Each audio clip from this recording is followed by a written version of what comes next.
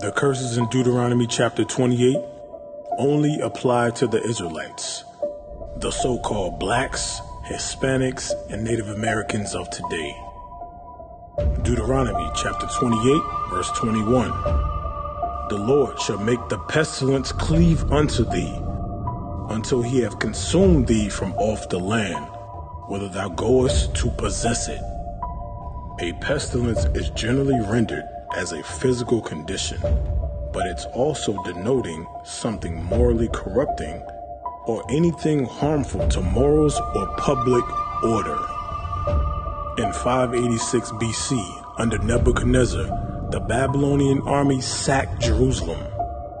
The political, religious, and educational leaders of the Israelites were forced from their country and taken as captives to Babylon. Only the poorest of the people were left behind. 2 Kings chapter 24, verse 14.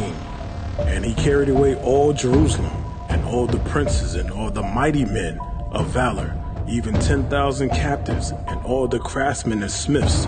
None remained save the poorest of the people of the land. And he carried away Jehoiakim to Babylon, and the king's mother, and the king's wives, and his officers, and the mighty of the land. Those carried he into captivity from Jerusalem to Babylon. In the book of 2nd Ezra, chapter 13, verse 40 to 45, it explains a journey the 10 tribes of Israel would take to an undiscovered land called Arsareth. Whenever the conversation turns to slavery, people typically imagine black slaves. Hardly ever does anyone think of Indians.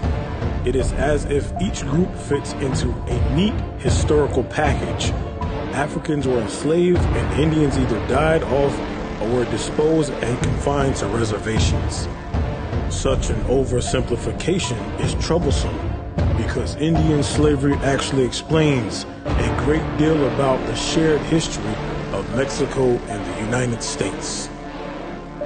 Deuteronomy chapter 28, verse 21.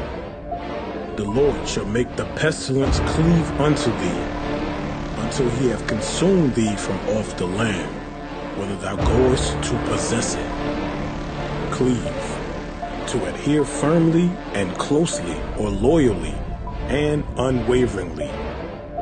This curse applied at various times throughout history, even until today, to the so-called black, Hispanic, and Native American.